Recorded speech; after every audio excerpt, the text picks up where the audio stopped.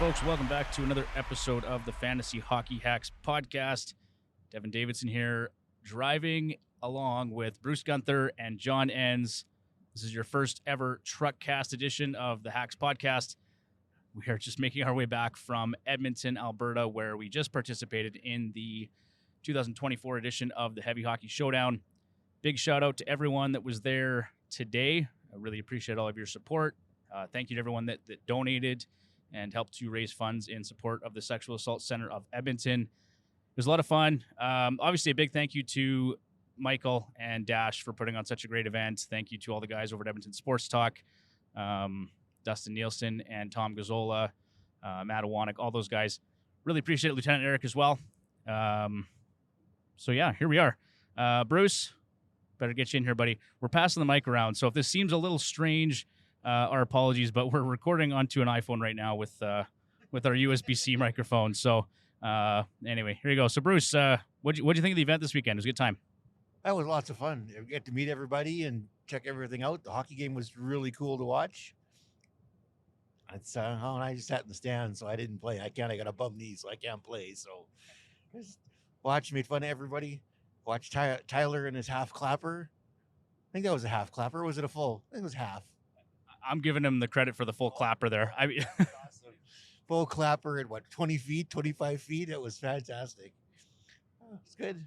Yeah, he managed to put it in just right over the blocker, I think. He was just right in between the hash marks and just wound up. And then the ref really gave it to him after and said, you're not supposed to be taking slap shots. But was that before or after Dash went over there? I think Dash went over and said something to the ref first, and then you went over and talked to Tyler after that.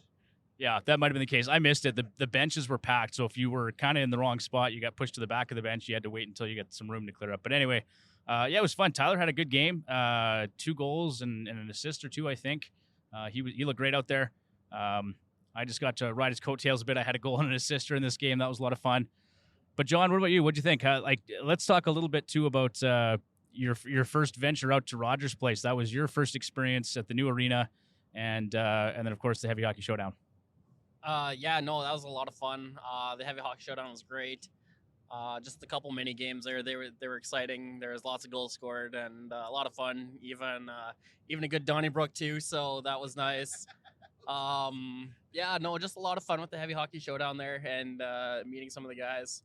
But yeah, also Rogers Place and that Battle of Alberta. That was for my first venture out to Rogers Place. That was really exciting. I didn't really know what to expect. The Ice District is fantastic. Just a lot of fun all around. It's been an awesome weekend. And I guess we'd be remiss if we didn't give a big round of applause to our buddy Tyler Holman. Thank you to him for everything. He hosted us 3 slobs at his house for a couple nights and fed us and toured us around Edmonton and showed us all the fun stuff. So Tyler, we really appreciate everything, man.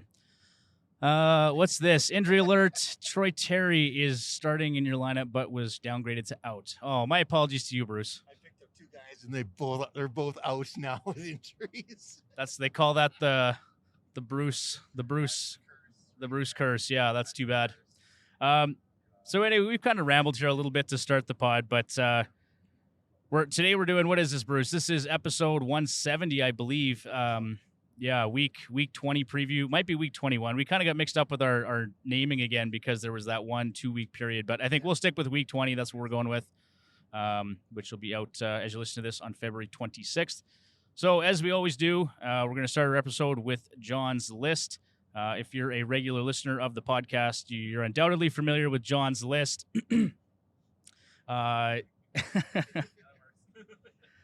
And I don't know, John, did you actually get anyone for the list today, or what did we go with here?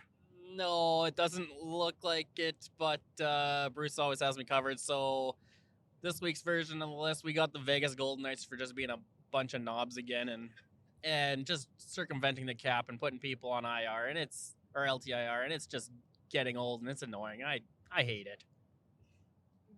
I 1,000% agree. I'm so tired of it. And what I find really funny is that some of these other media guys are out there and they're jumping all over this for clickbait, right? It's like, oh, who should the Vegas Golden Knights target for their right wing side after Mark Stone goes down? And I just shake my head. Like, you guys are a bunch of idiots. This is frustrating. This is a real problem for the NHL. They got to look at this and see if they can try to make some adjustments. Whether that's, Bruce, as you had said, making the team's cap compliant for the playoffs, or some sort of requirement for the players being healthy before the playoffs start. Yeah, making the guys, at least the guys on an IR, LT, or LTIR, have to play at least a few games before the end of the season, or they have to be on the main roster before the season ends. Otherwise, they're out for the playoffs. Because this is getting, I don't know, it's what the league's rules, so they can do it. But to me, it's just outrageous. They got $18 million on IR or LT, so they could go spend $18 million here at the deadline, load up on players, and then all of a sudden, it's just snap of a fingers, game one, everybody's healthy and they've got a super loaded lineup, and I hate it. I just hate it. Well, and I'm with you. It looks really suspect. You've got a guy like Mark Stone, and they said the timeline for a lacerated spleen was 2.5 to 3 months, right? Yeah, which is basically takes them to the end of the season. So that's all they needed, right?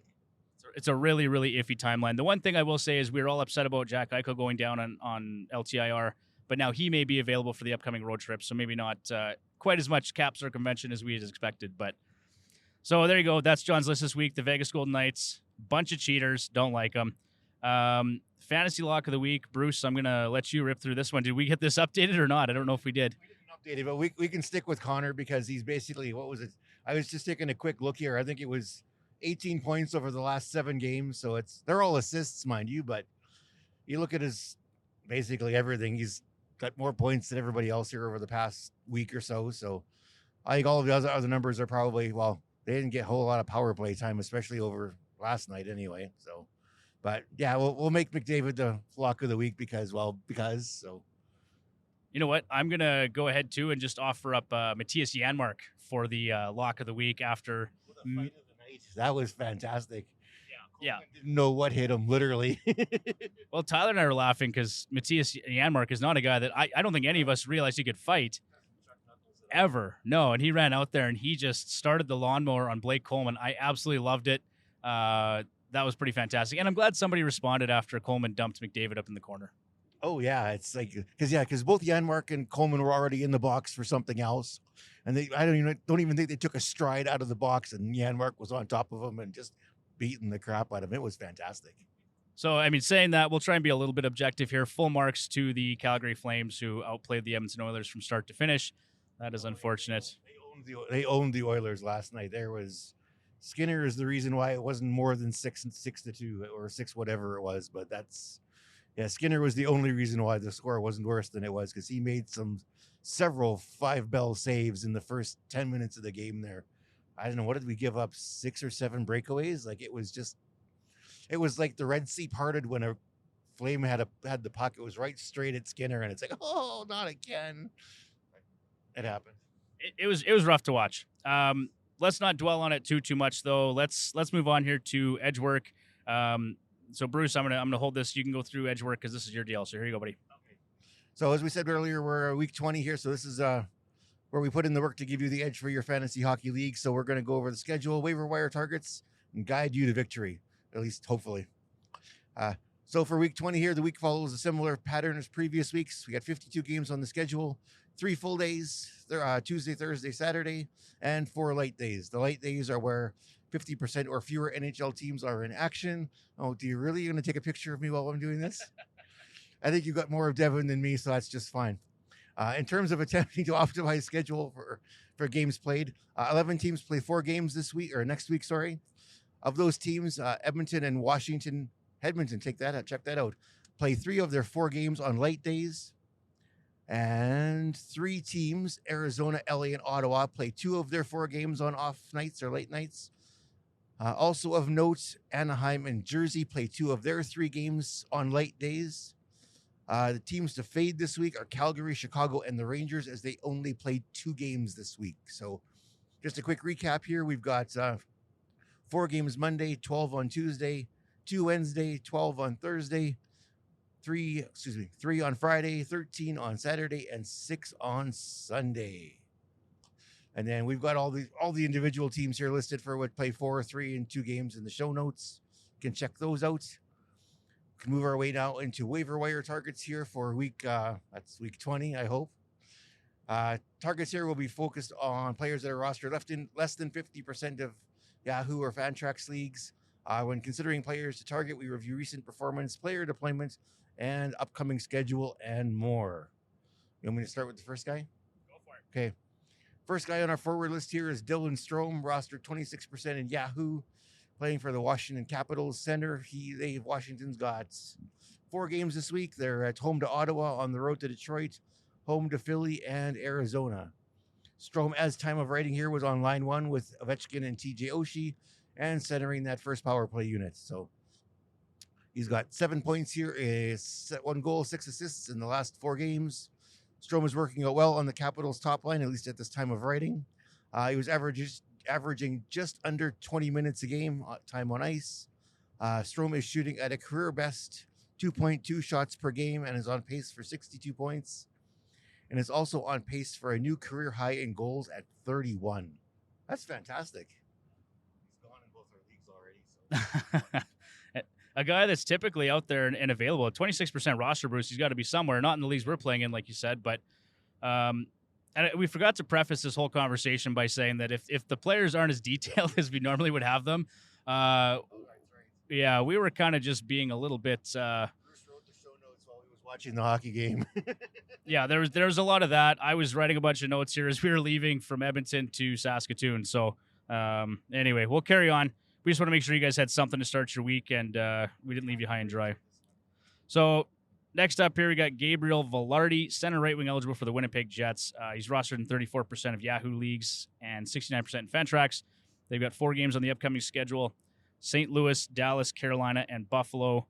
3 of those are road matchups. He's on the top line with Mark Scheifele and Kyle Connor, as well as on power play 1. Recently, 8 points, 4 goals, 4 assists in his last 4 games played. 6 of those have come on the power play. He's averaging just over 18 minutes of time on ice. Offensively, Vilardi is having his best season to date, currently playing at a 66-point pace over 82 games. Similar to Dylan Strome, Vilardi is also shooting the puck more frequently this season at 2.5 shots on goal per game. So, this is a case for me. We've talked about him lots over the season.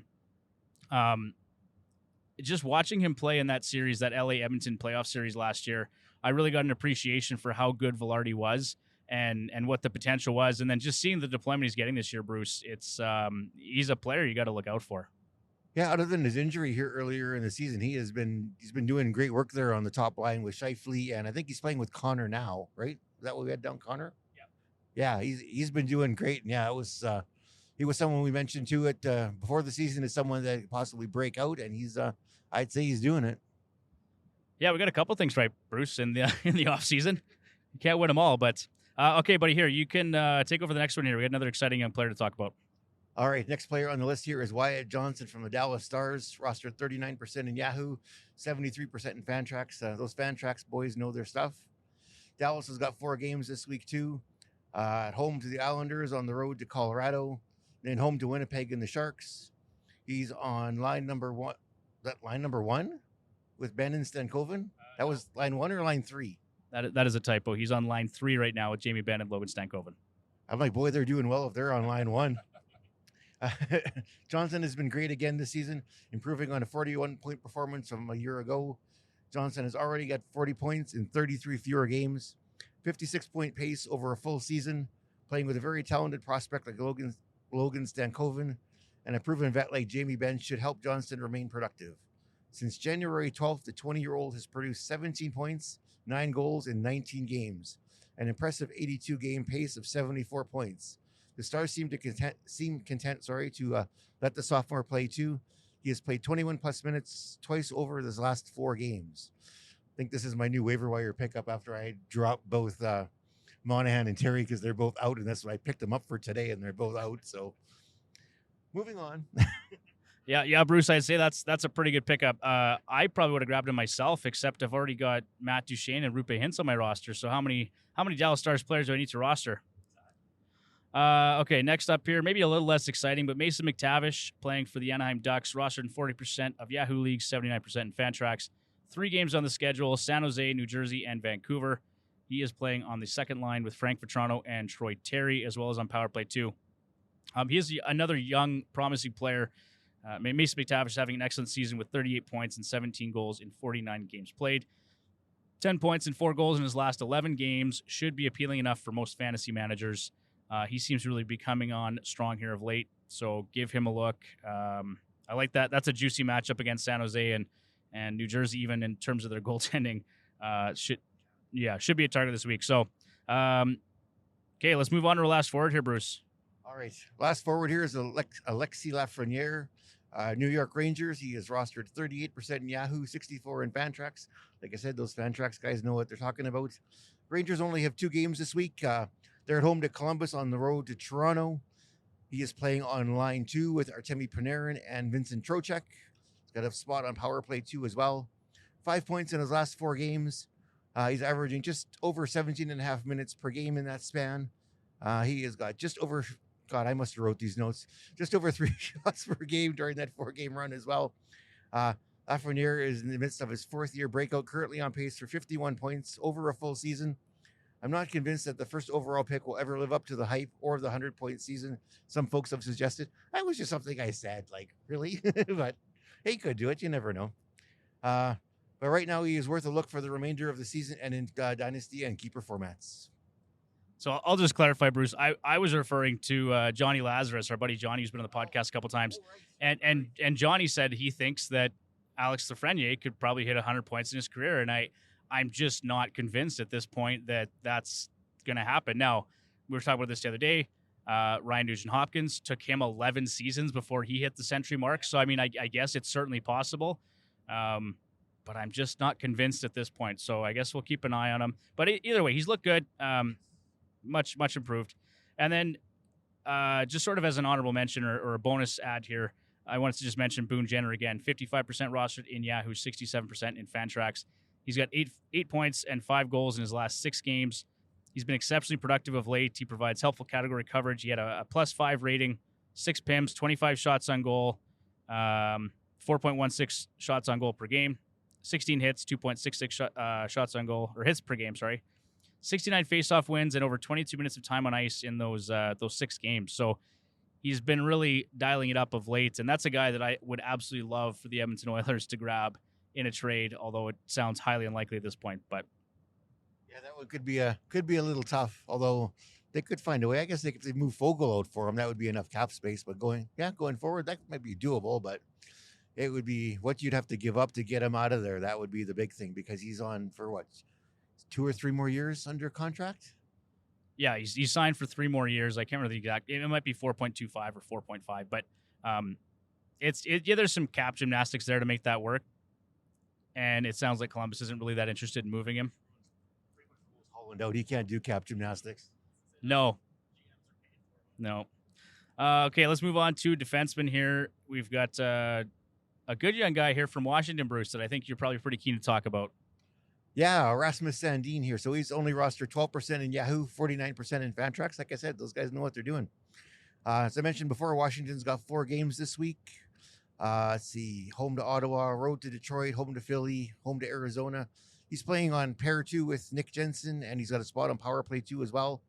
Sandin has really stepped up his offensive game here lately. 12 points and 3 goals in his last 17 games. That's a 58-point, 15-goal pace over the course of a full season. And as a bonus, Sandin has 18 hits and 18 blocks over that same stretch, roughly 1 per game. The Caps have 4 games this week, all of which should be fantasy-friendly matchups for Sandin and the Caps. One drawback for now is his lack of power play time, where Sandin only has received a 29% power play share since December 27th.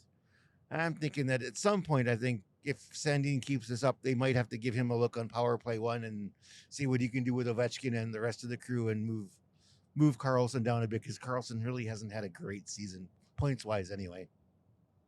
Yeah, valid points, Bruce. I think maybe Sandin is part of their succession planning, and because John Carlson's not a young guy anymore. So let's see what happens there. Next up here, we have Mattias Ekholm for the Edmonton Oilers, rostered in 46% of Yahoo League, 63% in Fantrax. As Bruce had mentioned earlier, they have 4 games this week: LA, St. Louis, Seattle, and Pittsburgh. And he's on pairing 1 with Evan Bouchard and on power play 2. Mattias Ekholm has been productive of late, posting 5 points in his last 5 games, all assists. He's provided some nice category coverage as well, though, over that same stretch with 10 hits, so 2 per game, 9 blocks, 1.8 per game. Edmonton does have a tough schedule, but it does include 4 games, 3 of which take place on off nights. So if you're looking for some defensive help, I think Mattias Ekholm could help out in a couple different categories. And the fact that you're getting those off. Well, yeah. The Oilers could do a little better. That's no question. But I think if you're looking for some help on D, you could do worse than Mattias Ekholm. So give him a look. And then one more defenseman here, Bruce. All right, last guy defenseman on the list here, Ryan McDonough of Nashville Predators. He is probably the most applicable for deep season-long formats. He's got 7 points here, 1 goal in his last 6 games. He may be a worthy streaming option for the upcoming week. McDonough, over the last 8-game stretch, has been a reliable source of blocks, hits, and routinely played 22-plus minutes per game, which is really good. And he's pretty much available everywhere. So if you need some, he'd be one to pick up. All right, good stuff there. So let's move on to goaltenders, starting with Ukko-Pekka Luukkonen, or UPL as most people like to say because they can't pronounce his name. Rostered in 59% of Yahoo leagues and 67% in Fantrax. They probably have the worst schedule or pretty close to it this week. But we just wanted to mention him because he's been playing so well. So 4 games, like I said, at Florida, at Tampa, versus Vegas, and versus Winnipeg. He is 4-1-0 with a 1 shutout in his past 5 starts while sporting a 1.81 goals against and a 934 save percentage. He's going to be a boomer bust pick this week. He will, but I think, the thing is, Buffalo, we expect him to get outplayed by these 4 clubs. He's going to face a lot of shots. And as long as he even has reasonable or average or even slightly above average ratios, they should be a decent point. Like if they give up 2 or 3 goals a game, if they're giving up 30 shots, he'll still put up some decent numbers. You're not going to get the points for the win, but you still get some positive points out of him. Yeah, for me, this is a boomer bust pick, no question. And if you need some starts, give him a look. We got one more here, Bruce. He's actually been pretty good lately. Yeah. So next one up on the list here is Nico Daws of the New Jersey Devils. 22% in Yahoo, 33% in Fantrax. Jersey's got 3 games this week, all on the road. They're making their West Coast trip: San Jose, Anaheim, and the Kings. So after starting against the Montreal Canadiens on Saturday, Daws has appeared in 7 straight contests for the Devils, claiming the crease. Devils have been one of the easiest schedules for the upcoming week, and according to Left Wing Lock, minus 26, which is that's a nice number. Which is no surprise given the matchups against San Jose and Anaheim, despite the 2, oh my goodness, my voice is failing me now. Despite his 2 most recent starts, Daws has been very good for the Devils and should be an effective fantasy option for the upcoming week. Oh, absolutely. Good thing I have him in one league. Yep, I like Nico Daws, at least until they trade for a goaltender here at the deadline. Yeah, exactly. All right, and then the last guy, just as sort of an honorable mention, is Mackenzie Blackwood. We joke lots. We don't really make recommendations for the San Jose Sharks. We fade them every week. But 12% rostered in Yahoo, 29% in Fantrax. He's been excellent in his last 8 appearances, going 5-2-1 with 1 shutout, a 247 goals against, a 922 save percentage, and a 4.76 goals against. We were just talking about this earlier. Fingers crossed that he may actually become a member of the Edmonton Oilers. That would be a really nice tandem, Mackenzie Blackwood and Stuart Skinner, and he may have some more value moving forward. But for now, he's been good in San Jose despite playing on a horrid team. And that's going to do it. That is the first ever Truckcast edition of the Fantasy Hockey Hacks podcast here with Bruce, John, and myself. If you want to check us out on Twitter or X at FHHacks or on Instagram at Fantasy Hockey Hacks, please do so. You can also find our content over on the YouTube channel, Heavy Hockey, the youtube.com/Heavy Hockey YouTube channel. We're over there, and check out our live show, Hacks Hangout, on Wednesday nights at 9 p.m. Mountain Time on EdmontonSportsTalk.com. And I think that's going to do it, guys. We got some other things we got to do here before we get back to Saskatoon, but anything else you want to add, Bruce? No, I think that's pretty much it. John, anything else? Any parting words? No, just shout out to that Rempe kid for just doing Donnybrooks every time he gets on the ice and putting the puck in the net. So there you go. And if anyone's wondering why I kind of just axed John for most of the show, it's because he's driving, so I'm trying not to disturb him too much. Safety first, kids. There you go. All right, guys. Well, everybody have a good night, and we will talk to you again next week. Take care.